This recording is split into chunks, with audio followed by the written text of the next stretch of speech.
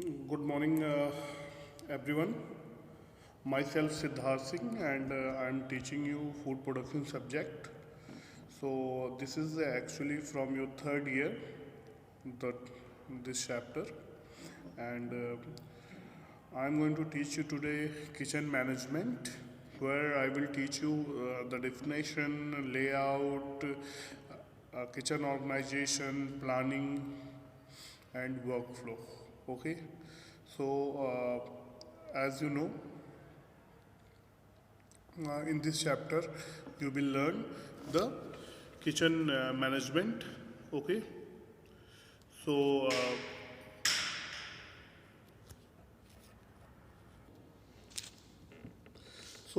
we will discuss kitchen management, and in that we will discuss the objective of the chapter as well as the following topic which is already I have told you.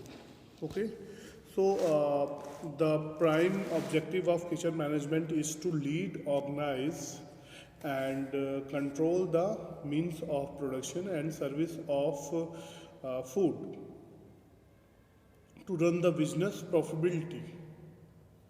So basically जो objective की बात हो रही है तो kitchen kitchen management की जो पहली ऑब्जेक्टिव होती है वो होती है लीड करना, यानी कि किस तरीके से किचन का टीम जो है काम करेगा।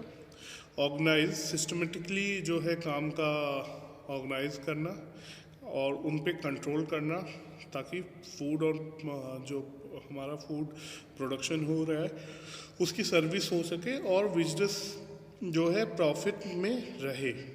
ठीक है, then the catering establishment policy should be interpreted to the best of advantage, whether they are concerned by being an establishment of reputed or the earn a good profit. To manage the kitchen manager or executive chef should have a sound practical knowledge and have the ability to organize labor, delegate the responsibility to appropriate staff who communicate well. Proper controlling of labor needs great tract and ability. Their comfort, skill, and work and welfare has to seen. A strict is respected by many provided he or she has a good judgment in dealing with matters and understands superiors and subordinates. A good management indicates that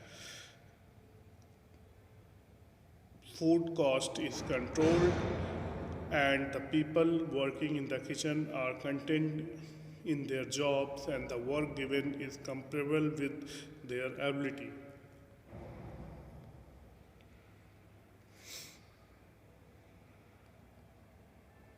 Staff should be trained on the job and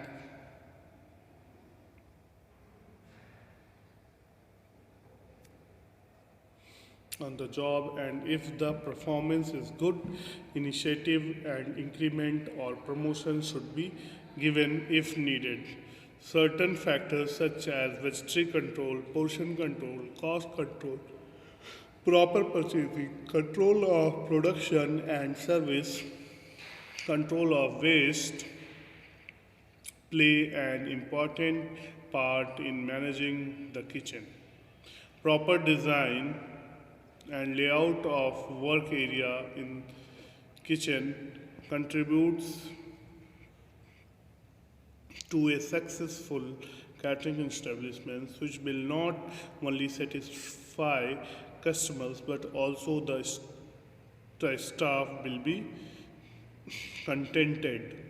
So here we are seeing that how the managers and we can call executive chefs are managing the kitchen so that profit margin is maintained as well as we can say work is going very smooth. So very important for any we can call any hotel or any kitchen that their work flow should be smooth, and there should not be any kind of effect on their day-to-day work. So if kitchen is maintained by the executive chef properly, then obviously there will be no problem. सो यहाँ पे सबसे ज़्यादा ज़रूरी हो जाता है कि executive chef जो है वो अपने किचन को बहुत अच्छे से मेंटेन रखे, किचन के स्टाफ के बारे में नॉलेज रखना, किचन की क्या रिस्पॉन्सिबिलिटी है, किचन के स्टाफ की क्या रिस्पॉन्सिबिलिटी है, हर एक स्टाफ के बारे में प्रॉपरली वो जाने कि वो कौन सा स्टाफ किस चीज़ के लिए स्पेशलाइज्ड है, और कंट्रोल करना जो है स्टाफ की एबिलिटी को, ये भी बहुत ज़रूरी है। उसके बारे में जानना कि वो किस काम में वो ज़्यादा कंफर्ट है, उसके अकॉर्डिंग उसको काम देना। तो ये सब अगर चीज़ों को अच्छे से किया जाएगा तो ऑब्वियसली किचन का जो वर्क है वो काफ़ी स्मूथ चलेगा। इवन अगर हम बात करते हैं मैनेजमेंट की कि अच्छा मैनेजमेंट क्या है, तो अच्छा मैनेजमेंट जो है वो इंडिकेट करता है हमारा कि फूड कॉस्ट कंट्रोल में रहे। ऐसा नहीं है कि हमारा मैनेजमेंट अच्छा है बट क्या है फूड कॉस्ट हमारा हाई जा रहा है। If it is like that then obviously your management is good, no doubt, but you are managing the kitchen properly, but the profit margin which is actually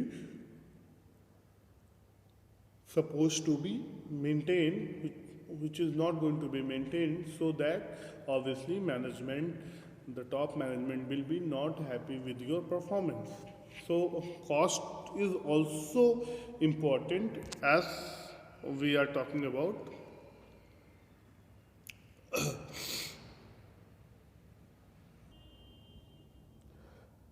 जब हम बात कर रहे होते हैं मैनेजमेंट की बात करते हैं तो बहुत ज़रूरी हो जाता है कि हमारा फूड कॉस्ट कैसे कंट्रोल में हो। ठीक है, अब बात हो रही है कि स्टाफ भी ट्रेंड किया जाना चाहिए जॉब के according.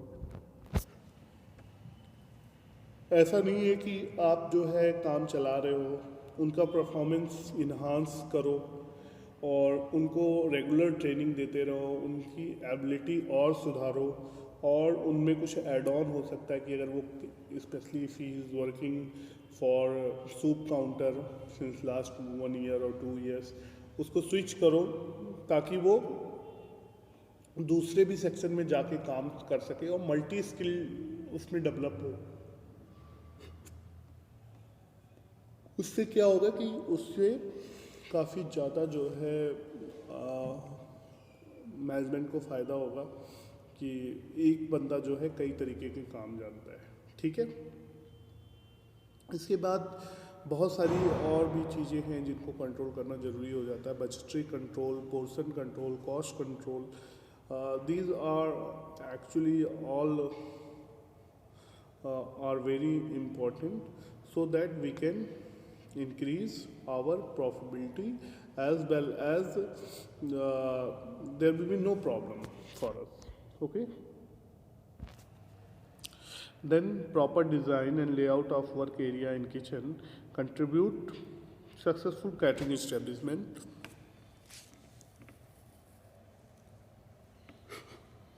Which will not only satisfy customer but also the staff will be contented.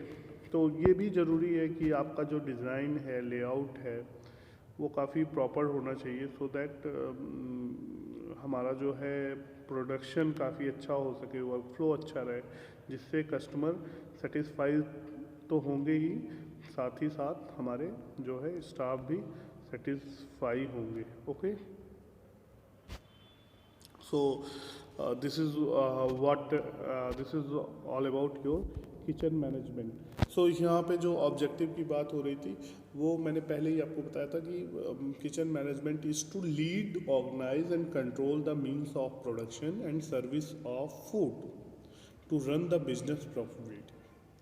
The catering establishment policy should be interpreted to the best of advantage, whether they are concerned by being establishment of reputed or earn a good profit. So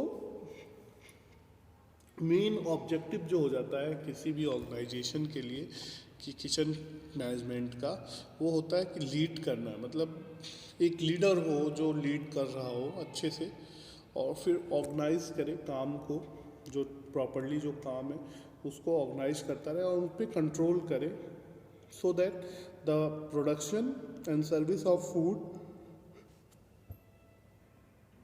will be good enough so that they can run the business profitability.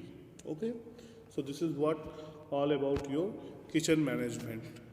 So here what we will do now, we will move to the next slide. Here the second slide you will see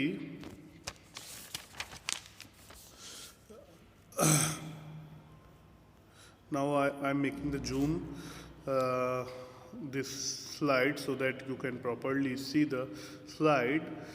Compared and improper use of spaces provide delay food preparation and service. Certain points have to be kept in view before planning, such as the type of meal to be served, number of persons to be served, forecast of peak period, ventilation and proper drainage, etc. So ये भी बहुत ज़रूरी हो जाता है कि जब आप प्लानिंग कर रहे हो तो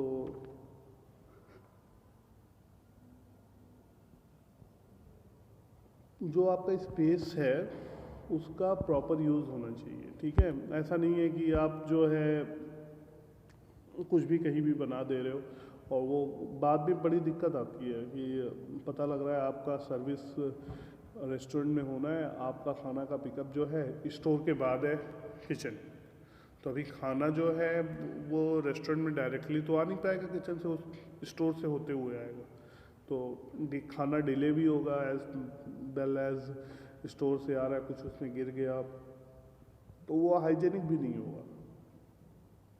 तो ये ऐसी छोटी छोटी चीज़ें, बहुत सारी चीज़ें होती हैं जो हम लोग क्या करते हैं कि प्रॉपरली डिज़ाइन करते हैं, लेआउट करते हैं, so that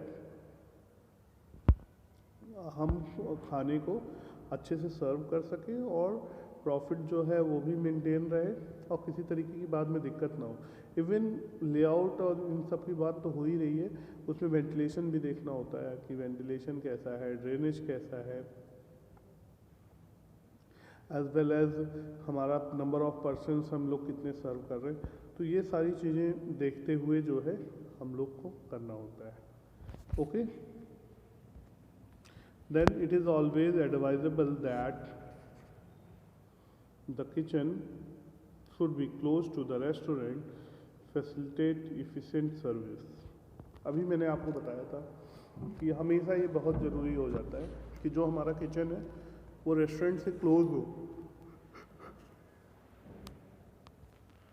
so that we can properly actually serve the food and timely we can serve the food. Otherwise what will happen, there will be problem with the service of the food. Okay,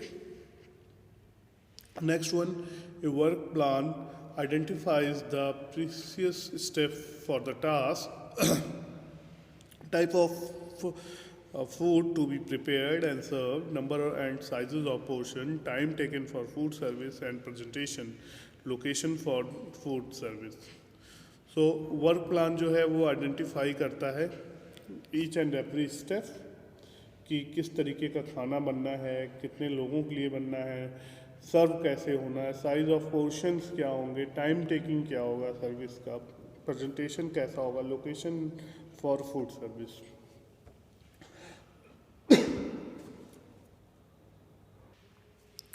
So work plan identify the precise steps for the task, type of food to be prepared and served, number and size of portions, time taken for the food service and presentation, location for the food service. So these are actually the important steps for the work plan. और ये work plan में सारे identify होने चाहिए so that easily can do all the things. Okay. So here we discuss, till now we discuss about the kitchen management. Now we are going to discuss about the food preparation premises, or we can call food preparation area. So all food preparation premises must be operated as per the guidelines of public health standards. A perfect planned kitchen is one where raw and cooked material need to be minimum of the moment and require only covering the same route once. Attention must be given to lighting, wiring, ventilation, planning, hot and cold water service, and appropriate specialist should be concerned. A well-planned layout is largely depend upon the following factors. तो basically जो हमारा food preparation premises और area होता है वो एक तरीके से अगर हम बात करें तो टोटली डिपेंड करता है कि वहाँ का लोकल जो पब्लिक हेल्थ की स्टैंडर्ड्स की क्या गाइडलाइन है. ठीक है, कोई ज़रूरी नहीं है कि जो गाइडलाइन इंडिया में फॉलो की जाती हो वो यूएस में फॉलो की जाती हो, और जो यूएस में फॉलो की जाती है वो यूरोपियन कंट्रीज़ में फॉलो की जाती हो. जो लोकल पब्लिक गाइडलाइंस होती है, हेल्थ की गाइडलाइंस होती है, उसके अकॉर्डिंग ही जो है फूड प्रिपरेशन एरियाज होते हैं. बट वी विल डिस्कस कि इम्पॉर्टेंट जो 5-6 होते हैं वो कौन कौन से होते हैं, उनके बारे में हम लोग later on we will discuss. But the thing is कि ये टोटली डिपेंड करता है कि हमारा पब्लिक हेल्थ स्टैंडर्ड क्या बोल रहा है. ठीक है, but the thing is a perfect planned kitchen is one where raw and cooked material need the minimum of moment and required only the covering same route once. So अगर हम बात करते हैं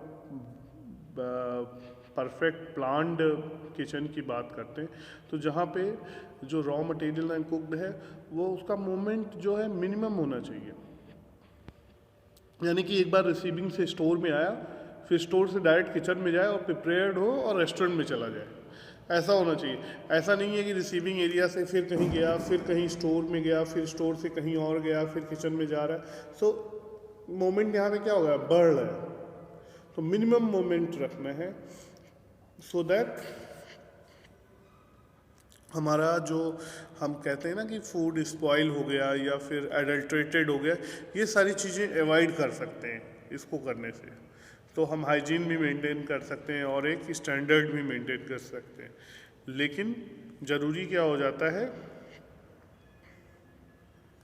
कि जो है लाइटिंग, वायरिंग, वेंटिलेशन, इन सब पे ध्यान देना होता है कि कोल्ड वाटर का जो है वो उन सब चीज़ों के लिए ध्यान देना होता है. और कंसर्न जो आर्किटेक्चर हो या इंजीनियर हो उससे प्लान करके ही और according to the public health standard हमें इस चीज़ को ध्यान रखना होता है. लेकिन बेसिकली अगर हम देखें यहाँ पे तो जो एरिया है public we can call food preparation area, they total 9 are there.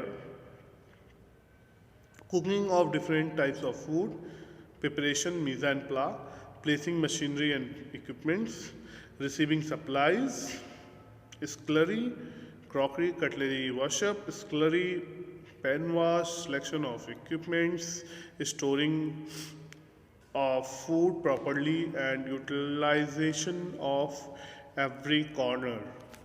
So basically first जो बात कर रहे हैं cooking of different types of food, पहले हम लोग देखते हैं कि कौन कौन सी कुजीन हम लोग सर्व कर रहे हैं. पहले तो ये आइडेंटिफाई करो और उसके लिए सेपरेट सेपरेट एरिया बनाओ. ठीक है, ऐसा नहीं है कि एक किचन में जो है हम लोग सेम रेंज पे चाइनीज़ भी बनाएंगे और इंडियन भी बनाएंगे, ऐसा नहीं होता है। सबके लिए हम लोग अलग अलग किचन रखते हैं सो दैट वो स्टैंडर्ड हम मेंटेन कर सकें।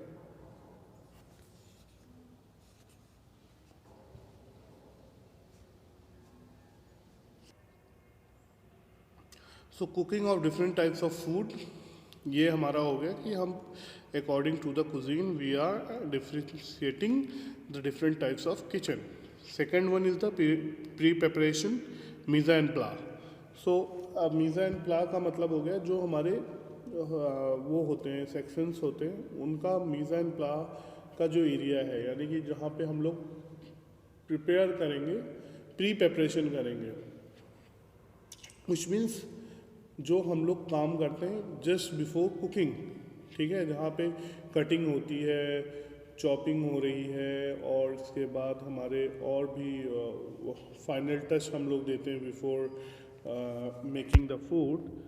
वो मीज़ा एंड प्ला का एरिया कहाँ पे होगा उसको डिटरमाइन करना। Then placing machinery and equipments, फिर इसके बाद हम लोग देख रहे हैं स्पेस कहाँ पे है मशीन का और इक्विपमेंट्स को कहाँ पे किसको यूटिलाइज करना, ये सारी चीज़ें होती हैं। रिसीविंग सप्लाइज, फिर सप्लाइज आएगा वो कहाँ पे रिसीव होगा। फिर crockery cutlery and wash-up area कहाँ होगा, क्रॉकरी कटलरी कहाँ रखी जाएगी, पैन वॉश कहाँ पे होगा, यानी कि पैन का वॉश कहाँ होगा, दोनों चीज़ें अलग अलग जगह पे वॉश होती हैं। सिलेक्शन ऑफ इक्विपमेंट्स, फिर हम लोग देखते हैं इक्विपमेंट्स का सिलेक्शन कहाँ से करना है और कहाँ पे उस चीज़ को हमें पुट करना है, ठीक है। स्टोरिंग ऑफ फूड प्रॉपरली, फिर हम लोग देखते हैं कि फूड को स्टोर कहाँ करना है। And then the last one is the utilisation of every corner, और फिर इसके बाद देखते हैं कि जितने कॉर्नर्स हैं उनका यूटिलाइज करना, और वी कैन कॉल जितना स्पेस बच रहा है उसको कैसे यूटिलाइज करना है, ठीक है। तो ये हमारे जो हो गए प्रीमाइसेस हो गए, और we can call food preparation area हो गए। Now the kitchen planning and production planning we will discuss now. So first here we are going to discuss about the kitchen planning. Kitchen का plan कैसे करेंगे इसके बारे में discuss करेंगे। Along with the restaurant, the kitchen determines the number of customer to be deal with during the service period. The area may be 40% of the restaurant area. Kitchen space eliminates have been as low as 2.5 to 4 square feet per catering unit for a kitchen catering for 1000 to as much as 9 to 100 per square feet per head per meal served in the small establishment. As nowadays, even 3 square feet per head is also adequate. Kitchen area vary according to the type and the number of meal provided, and if allowances is to be made for the special function. As the number of customer increases, the area of kitchen relatively sitting capacity tend to be reduces. Knowledge of peak load is essential for the intelligent forecasting. Okay. So basically जब हम kitchen की बात करते हैं कि वो कितना बड़ा होना चाहिए, तो यहाँ पे हम देखेंगे कि जनरली जो रखा जाता है वो 40% रेस्टोरेंट का जो एरिया होता है उसके बराबर का किचन होना चाहिए। ये एक कॉन्सेप्ट है, यानी कि 40% का मतलब हुआ कि हमारा जैसे 1000 स्क्वायर फीट का अगर रेस्टोरेंट है तो 40% यानी कि 400 स्क्वायर फीट का हमारा किचन होना चाहिए। इसी तरीके से अगर हम इसको बड़े में कर लें तो करीबन हमारा ये मान के चलो 10,000 स्क्वायर फीट अगर हमारा सिटिंग एरिया है रेस्टोरेंट का तो करीबन 4,000 स्क्वायर फीट का किचन होना चाहिए, ठीक है। लेकिन ये डिपेंड करता है कि आप किस कॉन्सेप्ट को फॉलो कर रहे हो। कोई ज़रूरी नहीं है कि आपका कॉन्सेप्ट यही हो, क्योंकि स्क्वायर फिट पर हेड के हिसाब से निकाला भी जा सकता है कि आपकी सिटिंग कैपेसिटी कितनी है रेस्टोरेंट की, उसके अकॉर्डिंग ही आप जो है किचन का प्लान कर सकते हो। ठीक है, जैसे अभी आप आगे देखोगे इसी में कि 2.5 to 4 स्क्वायर फिट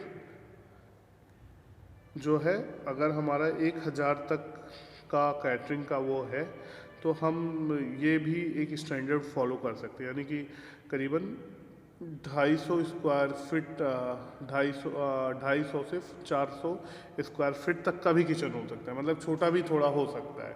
लेकिन वो डिपेंड करता है कि which kind of food you are serving, which kind of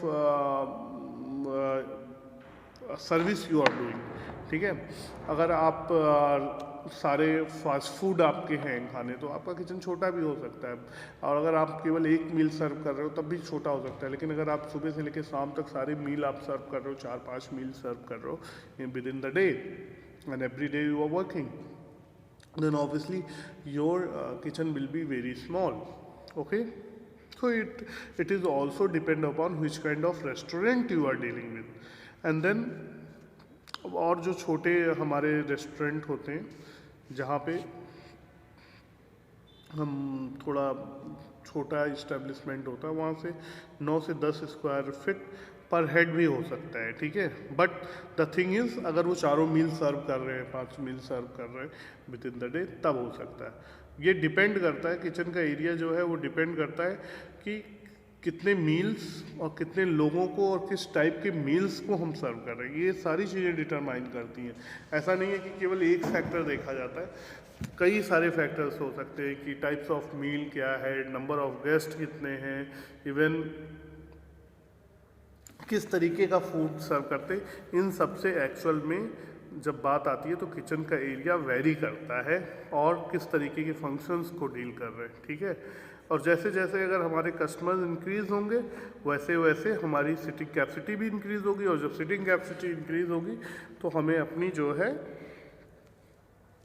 kitchen का भी एरिया बढ़ाना पड़ेगा, और हमें तभी नॉलेज हो पाएगा कि हमारा जो है फोरकास्टिंग हम कैसे कर पाएंगे। ठीक है, तो ये टोटल हो गई हमारी किचन प्लानिंग की बात। ठीक है, अब नेक्स्ट स्लाइड पे हम देखेंगे हमारा जो है फूड प्लानिंग है। इस स्लाइड में आप देखना ये सारा फूड प्लानिंग है कि प्रोडक्शन का प्लानिंग है। Food production, food preparation is a complex process. A proper planning is needed for the smooth production of food item. Meal production follow a flow pattern which commences with the purchasing and selection of material, their handling, and the processing, and the ultimate presentation of the dishes to the customer where food service takes over. It is therefore obvious that we should start the beginning and see that the purchasing of food is done properly. Depending upon the requirement of customers, the production planning also changes. The budget committee is performed for the purpose of preparation, coordination, review and revision of budget. The various departmental budget and master budget represent a coordinated effect. The budget is made period-wise or annually. The seasonal character of the business is taken into consideration. The first step is preparation is giving management objectives for forthcoming year and giving a pro forma to be used in preparation of budgets. The account session prepares their budget in duplicate and sends one copy to the head of the unit who is responsible for budget of the catering establishment, and the budget committee review it. सो जो food preparation होता है वो अगर देखा जाए एक तरीके का बहुत ही कॉम्प्लिकेटेड चीज़ें हैं, और वहाँ का प्लानिंग करना बहुत ज़्यादा ज़रूरी हो जाता है, क्योंकि जब प्लानिंग अच्छे से होगा तभी जो है मील का फ़्लो, प्रोडक्शन का फ़्लो जो है काफ़ी अच्छा होगा, और इसमें जो है हमें देखना होगा even from the beginning till the last production का प्लानिंग ये ज़रूरी होता है, ठीक है। फ्रॉम द बिगिनिंग कहाँ से बिगिनिंग होती है? परचेजिंग से बिगिनिंग होती है, और जब तक सर्विस नहीं हो जा रही है तब तक उसका अंत नहीं हो रहा है। तो इसके बीच के जितने प्रोसेस हैं वो स्मूथ होने चाहिए। उनको स्मूथ बनाने के लिए हमारा जो प्लान होना चाहिए वो काफ़ी अच्छा होना चाहिए, ठीक है। अब होगा क्या, पहले हम परचेजिंग करेंगे, परचेजिंग के बाद रिसीव होगा, रिसीव होने के बाद जो स्टोर होगा, स्टोर होने के बाद फिर इशू होगा, इशू होने के बाद किचन में आएगा, किचन में क्या होगा, फिर से मीज़ा एंड प्ला होगा, प्री प्रेपरेशन होगा, देन एक्चुअल कुकिंग होगी, then plate presentation, and then it will hand over to service person, and service person will serve the food to the guest. ये इतने सारे जो सारे प्रोसेस हैं इनको एक्सिक्यूट करना और इनमें कहीं खामी ना हो, इन सब चीज़ों को प्लान करना बहुत ज़रूरी हो जाता है, ठीक है। तो इन सारे प्रोसेस को अच्छे से करने के लिए हमारा जो है production planning is playing very very important role. So departmental wise सारे जो बजट बनते हैं कि कितना हमारा मंथली खर्चा आएगा वेजिटेबल्स में, या स्टोर्स के लिए, या फिर किचन्स के लिए, गैस के लिए, या कोई और फ्यूल के लिए, ये सारी चीज़ों की पहले से ही प्लानिंग हो जाती है, so that easily can things are operated, okay. So we will move to the next slide. So next slide is actually kitchen layout. So again you are in front of you, you are seeing the layout of the kitchen. So one by one I will tell you what exactly this is, okay. So in the first you will see the clean dish table. So the second one is the commercial dishwasher, and the third one is the soiled dish table, and fourth one is the 3 component sink and drain board. तो आप देखोगे 1 से लेके 4 तक ये सारा washing area है, ठीक है। वो चाहे हमारा डिशवॉशर हो गया, चाहे क्लीनिंग टेबल हो गया, चाहे हमारा 3 बकेट सिस्टम हो गया, ये सारे एक लाइन से बने हुए हैं, यानी कि पूरे किचन में नहीं फैल रहा है। ड्रेनेज का सारी ये सफाई के लिए सारे किचन में नहीं फैला रहे, केवल एक जगह पे रख रहे हैं, so that work will be very easy, okay. Then it comes to the 5, 6 and 7. You can see hand sink, work table and preparation sink और एयर ब्रश। तो यहाँ पे देखोगे ये 3 चीज़ें एक साथ में रखी हुई, क्योंकि पहला कोई आएगा तो हैंड वॉश करेगा, और इसके बाद हैंड वॉश करने के बाद जो है प्री प्रिपरेशन स्टार्ट करेगा, या वर्किंग टेबल पे आके वेजिटेबल्स वगैरह को कट करेगा। तो उसको एकदम सेंटर पे रख रखा है। क्यों सेंटर पे रख रखा है? So that it will be very easy for them to work from all the side. वो इधर से भी काम कर सकते हैं, वो इधर से भी काम कर सकते हैं, ठीक है। अब देखना कि दोनों इसके अगल बगल की क्या चीज़ें हैं। आप देखोगे 6 के एक तरफ 8 और 9 है, 10, 11 है, और एक तरफ है 19, 18 और 16। तो अब हम लोग देखेंगे कि ये दोनों तरफ क्या है, ठीक है। 8, 9, 10 और 11 जो है वो steam table, range, deep fryer and acute hood है, ठीक है। एंड 16, 17 एंड 18 जो है वो हमारा है मिक्सचर, फ्रीज़र और रेफ्रिजरेटर और स्टोरेज, ये सब है। यानी कि वो एक तरफ से सामान निकालेगा और दूसरी तरफ वर्किंग टेबल पे काम करेगा, और तीसरी तरफ जो है फूड का प्रिपरेशन हो जाएगा। तो इस तरीके से इन्होंने बना रखा है कि एक तरफ स्टोर करो फूड को, एक तरफ फिर प्री प्रिपरेशन करो वर्किंग टेबल पे, और फिर फूड उधर की तरफ चला जाए ताकि उसका प्रिपरेशन हो सके, ठीक है। देन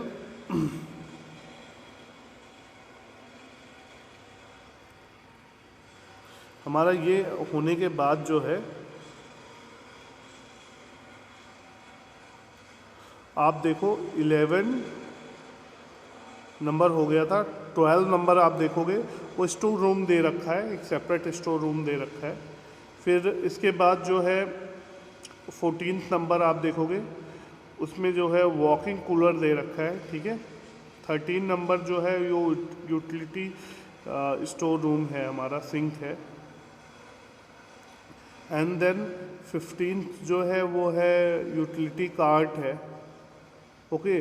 सो ये सारी जो एक एरिया हो गया सेपरेट, वो पूरा का पूरा स्टोरेज का एरिया हो गया।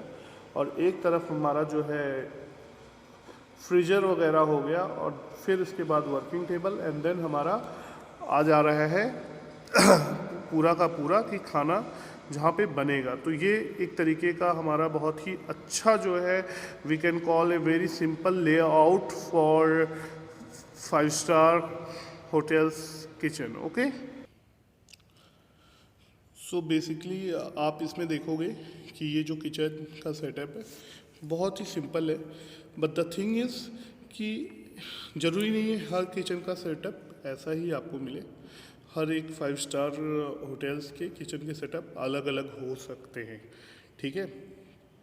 बट द थिंग इज़ कि जो कॉमन चीज़ें होती हैं किचन के अंदर, वो सारी चीज़ें हम लोगों ने सोचा है कि इस लेआउट के मीडियम से आपको समझा दिया जाए।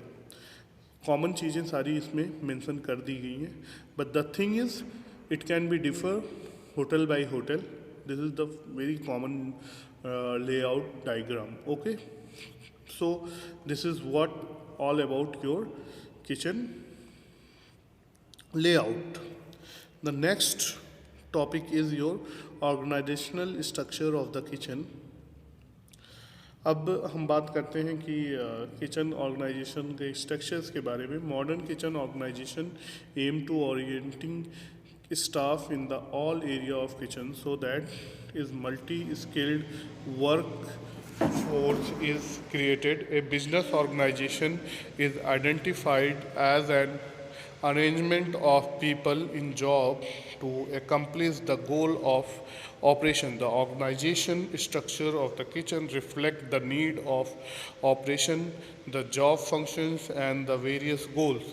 The job and duties of staff member also vary from kitchen to kitchen, and so do the title attached to their job, but certain position and title do occur throughout the industry. Here are some most common position with general definition for each and place in the typical kitchen hierarchy. So जब हम kitchen organisation की बात करते हैं, structure की बात करते हैं, तो वो डिपेंड करता है कि वो किचन किस तरीके का किचन है और किस तरीके के हम कुजीन को सर्व कर रहे हैं। बट द कॉमन, अगर हम बात करें कॉमन स्ट्रक्चर की बात करते हैं, तो we will not go in deep because it's a very huge topic. So here today I am going to tell you the basic structure, how it works. So basically basic structure की अगर बात करें तो organisation को जो kitchen को main जो lead करता है वो एग्जीक्यूटिव शेफ होता है. एग्जीक्यूटिव शेफ, और we can call in French chef de cuisine. तो chef de cuisine is actually leading the kitchen team. उसी को स्टाफ रिपोर्ट करता है, वही गाइड करता है पूरे किचन को कि कैसा काम करना है. फिर उसके नीचे होता है सू शेफ. ठीक है, सू शेफ क्या करता है, सारी जो गाइडलाइंस उसको मिलती है वो उसको मिलती है एग्जीक्यूटिव शेफ से, और we can call chef de cuisine से. शेफ द कुजीन को रिपोर्ट भी अगर कोई करता है तो वो सू शेफ करता है. ठीक है, इसके बाद इसके अंडर जो हैं सारे के सारे CDP होते हैं, यानी कि शेफ दी पार्टी होती है. शेफ दी पार्टी का मतलब हो गया कि जो सेक्शंस को लीड कर रही है, यानी कि अलग अलग सेक्शंस होंगे, उनको लिए अलग अलग एक जो है सुपरवाइज़र होगा, ठीक है, basically we can call supervisor, ठीक है। वो क्या करेगा, वो बंदा सुपरवाइज करेगा, वो देखेगा कि सेक्शन में कैसे काम करना है, और उसको जो है सारे गाइडलाइंस सूसेफ से मिलेगा, और सूसेफ को काम करने के बाद सीडीपी रिपोर्ट करेगा। अब सीडीपी के अंदर 3 स्टाफ होते हैं, बेसिकली रफली आपको मैं बता दे रहा हूँ। एक होता है डीसीडीपी यानी कि डेमी सेफ्टी पार्टी, फिर होता है कॉमीज, और फिर होता है training. Commis can be first, second and third, okay, and then training. So जो करियर स्टार्ट होता है किसी भी सेफ का, वो ट्रेनिंग से स्टार्ट होता है, then commis 3, second, first, and then DCDP, CDP, and then become sous chef, and then executive chef. ये पूरा का पूरा ऑर्गेनाइजेशनल स्ट्रक्चर है किचन का। So I think this is enough for today's lecture. This chapter we will separately discuss in the next video. So thank you so much for watching this video. Have a good day all of you.